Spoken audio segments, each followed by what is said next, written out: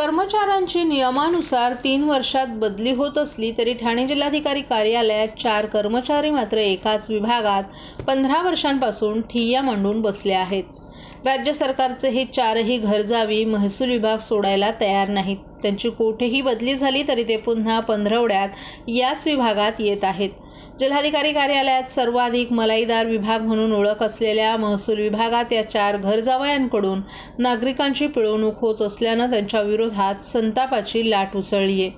ठाणे जिल्हाधिकारी कार्यालयाच्या महसूल विभागातून जिल्ह्यातील 6 तालुक्यांमध्ये शेतजमीन बिगर शेती करण्याचं काम केलं जातं. जमिनीचे तंटेही येथेच सोडवले जातात. जिल्हाभरात सुरू असलेल्या गौण खनिजांवर नियंत्रण ठेवलं जातं. त्यामुळे हा विभाग सर्वाधिक मलईचा विभाग म्हणून ओळखला जातो. परिणामी या विभागात येण्यासाठी कर्मचारी आणि अधिकाऱ्यांकडून जोरदार फिल्डिंग लावली जाते. याच विभागात काम करणारे कारकून आणि अव्वल कारकून या दर्जाचे 4 कर्मचारी मात्र याच विभागात गेल्या 15 वर्षांपासून मुक्काम ठोकून आहेत. नियमानुसार एका विभागात कर्मचाऱ्याला 3 वर्षांपेक्षा जास्त काळ राहता येत नाही. मात्र या कर्मचाऱ्यांनी 15 वर्ष उलटल्यानंतरही हा विभाग सोडला नाही. या कर्मचाऱ्यांकडून गरजू नागरिकांची मोठ्या प्रमाणात पिळवणूक होत असल्याचा आरोप RPIचे जिल्हा अध्यक्ष रवींद्र चंदने यांनी केला आहे. सर्वसामान्यांना त्रास देणाऱ्या या कर्मचाऱ्यांना महसूल विभागातून तातडीनं बाहेर काढा अशी मागणीही त्यांनी जिल्हाधिकारी अशोक शृंगारे यांच्याकडे केली आहे.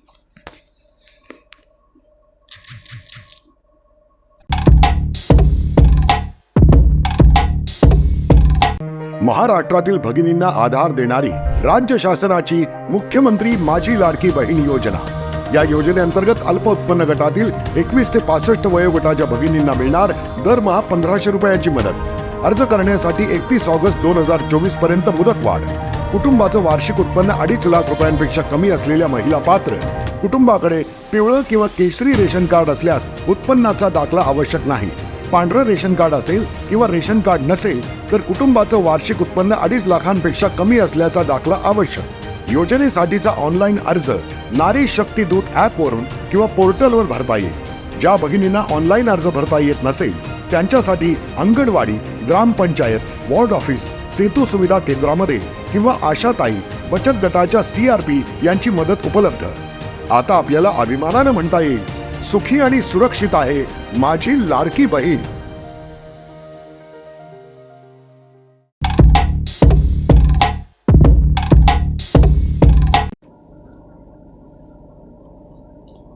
ठाकरे यांच्यावरील हल्ल्यानंतर आता पोलीस सतर्क झालेत. पोलिसांकडून उद्धव ठाकरेंवरील हल्ला प्रकरणी कारवाई सुरू करण्यात आली आहे. विधानसभा निवडणुकीच्या पार्श्वभूमीवर अनेक पक्ष हे आपली पोळी कशी भाजेल, लोकांच्या मनात स्थान कसं निर्माण होईल आणि अत्याधिक मतं कशी प्राप्त होतील या दिशेनं चोख काम पार पाडण्यासाठी सुरुवात केलेली दिसून येते. विधानसभा निवडणुकीचे राजकीय पक्षांना वेध लागलेले असतानाही प्रत्येकजण कंबर कसून कामाला लागल्याचं दिसून येतंय. सर्वच पक्षांच्या विविध ठिकाणी सभा पार पडत आहेत. अशातच शनिवारी संध्याकाळी ठाकरे गटाचे प्रमुख उद्धव ठाकरे यांचा ठाण्यात मेळावा पार पडला. या मेळाव्यात मोठा राडा पाहायला मिळाला. शनिवारी 10 ऑगस्ट रोजी उद्धव ठाकरे यांची ठाण्यातील गडकरी रंगायतन सभागृहात सभा पार पडली. या सभेपूर्वी ठाण्यात मनसे कार्यकर्ते आणि ठाकरे गटाच्या कार्यकर्त्यांमध्ये राडा झाला. मनसेच्या कार्यकर्त्यांनी उद्धव ठाकरे यांचा ताफा येताच गाडीवर बांगड्या आणि नारळ फेकला. दोन्ही बाजूला कार्यकर्ते एकमेकांच्या समोर आले. यानंतर मनसे आणि ठाकरे गटाचे कार्यकर्ते देखील एकमेकांना भिडले. उद्धव ठाकरे यांच्यावरील हल्ल्यानंतर आता पोलीस सतर्क झालेत. पोलिसांकडून उद्धव ठाकरेंवरील हल्ल्याप्रकरणी कारवाई सुरू करण्यात आली आहे. ठाणे पोलिसांनी प्रकरण मनसे ठाणेला अविनाश धव यांना मुख्य आरोपी ठरवत त्यांच्यावर गुन्हा दाखल केल्याची माहिती आहे. उद्धव ठाकरे यांच्या ताफ्यावर हल्ला करण्यासाठी प्रवृत्त करण्याच्या आरोपाखाली मनसेचे ठाणे जिल्हा अध्यक्ष अविनाश जाधव हे मुख्य आरोपी आहेत. पोलिसांनी 2 वेगवेगळ्या FIR दाखल केल्यात, ज्यामध्ये 44 जणांवर भारतीय संहितेनुसार गुन्हा दाखल करण्यात आला आहे. ठाण्यातील नितीन हायवे कंपनी परिसरात नादब्रह्मा इडलीच्या दुसऱ्या शाखेचं राष्ट्रवादी काँग्रेसच्या शरद पवार गटाचे ठाणे जिल्हा अध्यक्ष सुहास देसाई यांच्या हस्ते उद्घाटन करण्यात आले. नादब्रह्मा इडलीचे संचालक कृष्णा निडवचे, वकील ज्ञानेश्वर देशमुख, मराठी मालिका अभिनेता शुभम मुरुडकर, संभाजी विरेटचे अध्यक्ष चंद्रशेखर पवार, कल्पेश बने, मुंबई मराठा संघटनेचे उपाध्यक्ष भूषण खैरनार, संजीवनी हॉस्पिटलचे संचालक पांडुरंग भोसले आदीही यावेळी उपस्थित होते. उपस्थित मान्यवरांचं या ठिकाणी स्वागत करण्यात आलं. मराठी उद्योजकांना एक सुवर्ण संधी आहे स्वतःच व्यवसाय सुरू करण्याची. नादब्रह्मा इडलीची फ्रँचायझी घेऊन मराठी उद्योजक स्वतःचा व्यवसाय सुरू करू शकतात. तसंच नादब्रह्मा इडली कशाप्रकारे खवय्याची चवसाठी श्रेय आहे, तसंच उत्तम दर्जाचे खाद्यपदार्थ देण्याचा प्रयत्न असल्याचं यावेळी संचालक कृष्णा निडविचे यांनी सांगितलं. नादब्रह्मा इडलीच्या संपूर्ण महाराष्ट्रावर 250हून अधिक शाखा आहेत. नादब्रह्माच्या मार्फत 5000हून अधिक लोकांना रोजगार उपलब्ध करून देण्यात आले आहेत. केवळ 10 रुपयांमध्ये इडली चटणी सांबार येथे उपलब्ध असणार आहे. जितेंद्र पडवळ आणि जान्हवी पडवळ यांचीही या उद्घाटन सोहळ्यास उपस्थिती लाभली. नादब्रह्मा इडलीच्या पुढील वाटचालीसाठी या ठिकाणी संभाजी ब्रिगेडच्या वतीनं भरभरून शुभेच्छा देण्यात आल्या. या संदर्भातील अधिक माहिती संभाजी ब्रिगेडचे चंद्रशेखर पवार यांनी दिली आहे. आज 3 वर्षामध्ये बघता बघता हे नादब्रह्मा इडलीचं छोटंसं रोपटं आज महाराष्ट्रामध्ये प्रत्येक ग्राहकांपर्यंत जाऊन पोहोचलेलं आहे. आणि ग्राहक आमच्याकडे जेव्हा सकाळपासून संध्याकाळपर्यंत इडली खाण्यासाठी येतात तेव्हा प्रत्येक जण आवर्जून आम्हाला सांगतात अफोर्डेबल पण आहे, प्रत्येकाला स्पंजी असेल, ती क्वालिटी आहे, क्वालिटी जी आहे ती पण आम्ही मेंटेन ठेवून प्रत्येक ग्राहकाची सेवा करण्याचं काम नादब्रह्माच्या माध्यमातून होतंय. आणि दररोज नादब्रह्माच्या माध्यमातून 3 ते 4 लाख इडली आम्ही दररोज बनवतो. त्याच्यामुळे ही 10 रुपयामध्ये इडली देण्यासाठी आम्हाला परवडतं. आणि प्रत्येक ग्राहक आम्हाला एकच सांगत असतो की इडली प्रत्येकाच्या आरोग्याला चांगली आहे, हेल्दी आहे. लहान मुलापासून ते वयस्कर व्यक्तीपर्यंत सकाळपासून ते संध्याकाळपर्यंत कोणीही ही इडली खाऊ शकतो. आणि आज ठाणेकरांना एक विनंती असेल, प्रत्येकाने हा नादब्रह्मा इडलीचं 50पेक्षा जास्त शाखा पूर्ण मुंबईमध्ये आमच्या आहेत. तर प्रत्येक नादब्रह्माच्या तुमच्या आजूबाजूच्या जवळच्या शाखेला जाऊन एक हेल्दी इडली तुम्ही खाऊ शकता. तुमचं आरोग्यही उत्तम तुम्ही ठेवू शकता.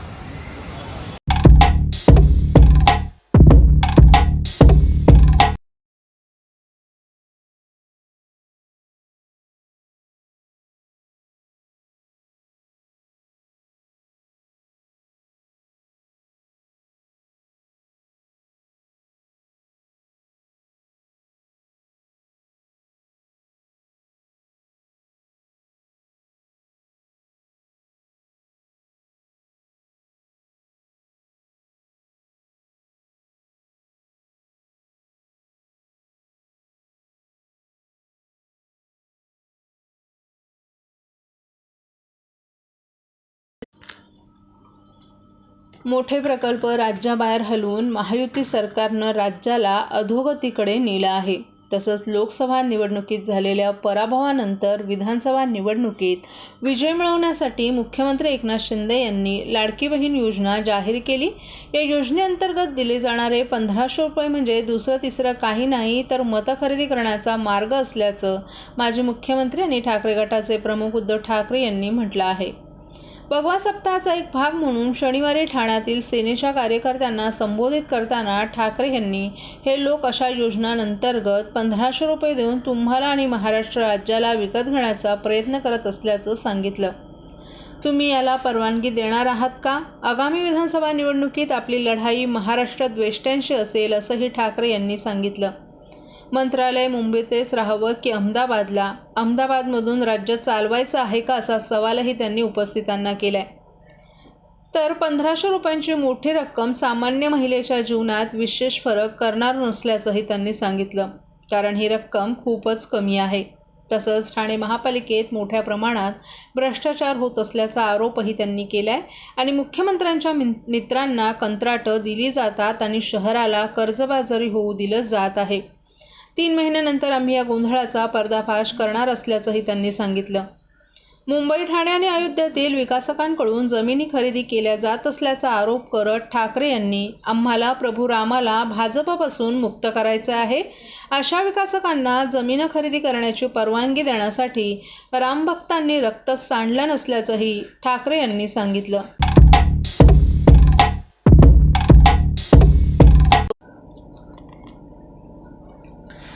विरोधी पक्षनेत्याच्या जीवाला धोका निर्माण केला जात असेल तर महाराष्ट्रात किती अराजकता माजली आहे हे लक्षात येतंय, अशी टीका राष्ट्रवादी काँग्रेस शरद पवार गटाचे आमदार जितेंद्र आव्हाड यांनी काल ठाण्यात बोलताना केली आहे. ठाण्याचे पोलीस कोणत्या मानसिकतेत आहे हे समजू शकतो, मात्र आपण त्यांना दोष देत नाही. परंतु अधिकाऱ्यांनी तरी कणा असल्यासारखं वागावं असं आव्हाड यांनी सांगितलं. उद्धव सेनेचे पक्षप्रमुख उद्धव ठाकरे यांच्या मोटारीवर शनिवारी ठाण्यात मनसेच्या 30 ते 35 जणांनी हल्ला केला. त्यावरून आव्हाड यांनी सत्ताधाऱ्यांवर टीका केली आहे. आव्हाड यांनी ठाकरे यांच्या मोटारीवर एक जण जवळून काहीतरी फेकत असल्याचा व्हिडिओ पोस्ट केलाय. त्यासोबत त्यांनी पोलीस अधिकाऱ्यांच्या कणाहीन हालचाली पाहता पोलिसांचं किती खच्चीकरण केलं जात असेल अशी टिप्पणीही केली आहे. आपला अधिकारीच इतका झुकतो तर आपण का ताठ राहावं अशी पोलीस दलाची मानसिकता झाली आहे. परंतु अशानं महाराष्ट्राची मान मात्र खाली जाते. ज्या पोलीस खात्याचं जगभर कौतुक केलं जायचं त्याच्यावर आता ही नामुष्की ओढवली आहे. जे घडलं ते महाराष्ट्राच्या परंपरेला शोभणारं नाही अशी खंतही त्यांनी व्यक्त केली आहे. तुम्ही काहीही बोललात, कोणाचीही टिंगलटावळी केली तरी सगळ्यांनी ऐकून घ्यायचं, परंतु तुम्हाला कोणी काय बोललं की तुम्ही गाड्या फोडणार, सभा उधळून लावण्याची धमकी देणार, माझ्याशी गाठ आहे अशी भाषा वापरणार. परंतु सत्तेचा अमरपट्टा कोणीच घेऊन जन्माला आलं नाही असा टोलाही आव्हाड यांनी राज ठाकरे यांना लगावलाय. दादा किती जातीयवादी आहे ना, मी जवळनं बघितले. जवळनं का बॅलन्स फायनान्शियल बजेटमध्ये, बजेटरी कटमध्ये कायम SC ST OBC या जातीच्याच तरतुदींना कटका लावला जायचा. हे बाहेरनं समजत नाही, हे आतमध्ये असलेल्या कॅबिनेटमध्ये असलेल्या माणसाला बरोबर समजतं की पैसे कुठे वळवायचे. इरिगेशनला तुम्ही शेड्यूल कास्टचे, शेड्यूल ट्राईबचे, OBCचे त्यांच्यासाठी ठेवलेले पैसे वळवता, तुम्ही जातीवादी नाही. कुठल्या सामाजिक कामासाठी वळवले तर समजू शकतो. ज्याच्यातनं पर्सेंटेज मिळणार आहे अशा पर्सेंटेज मधल्या कारणांसाठी जर तुम्ही पैसे OBC SC ST वळवणार असाल तर तुमच्या इतका घाणेरडा जातीयवादी नाही कुणी. मराठा आरक्षण सुरू आहे आणि आता असा आरोप लावला जातो की मनोज जरांगे पाटील यांच्या आडून शरद पवार आणि उद्धव ठाकरे यांना काय पुढे मागे बाजूला डावीकडे उजवीकडे त्यांना कायम शरद पवारच दिसत असतात. येवल्यामध्ये इन्साइड बैठक झालेली आहे, त्याच्यामध्ये अजितदादांनी असं सांगितलं की शरद पवारांनी बोलू नये मोदींनी, मात्र मागे देखील भटकती आत्मा हे बोलल्यामुळे कुठे फटका बसला. त्यांनी स्वतःला तपासावं ना आधी. म्हणजे ते महान आहेत, ते मोदींना पण बोलू शकतात. अजितदादा काय महान आहेत, ते कोणाला काही बोलू शकतात. पण जेव्हा तुम्ही तुमचं भाषण केलं होतं बारामतीत, मला माहित नाही या माणसाचं शेवटचं भाषण कधी होणार आहे, तेव्हा ते काय चांगलं होतं. ते मीच बोललेलो की जगातला पहिला पुत्र आहे जो काकाच्या मृत्यूची प्रार्थना करतोय आणि वाट बघतोय.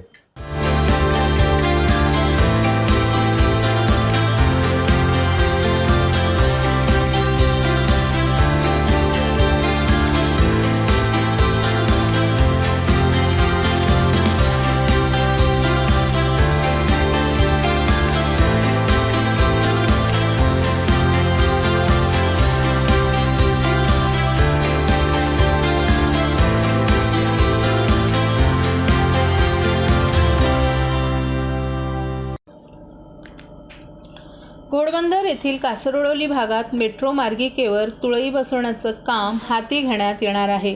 या कामासाठी घोडबंदर मार्गावर वाहतूक दल पोलिसांनी लागू केले असून यानुसार 11 ऑगस्ट ते 1 सप्टेंबर या कालावधीत रात्री 12 ते पहाटे 4 या वेळेत अवजड वाहनांना घोडबंदर मार्गावर प्रवेशबंदी असणार आहे. ही वाहतूक पर्यायी मार्गानं वळवण्यात आली आहे. घोडबंदर मार्गावरून मोठ्या प्रमाणात अवजड वाहनांची वाहतूक सुरू असते. या मार्गावर मेट्रो मार्गिका 4चं काम सुरू आहे. या कामामुळे घोडबंदर गायमुख घाटात वाहतूक कोंडी होत असते. या मेट्रो मार्गिका 4चं नागलाबंदर सिग्नल ते इंडियन ऑइल पेट्रोल पंपादरम्यान आय आणि U आकारातील तुळई टाकण्याचं काम हाती घेण्यात आले.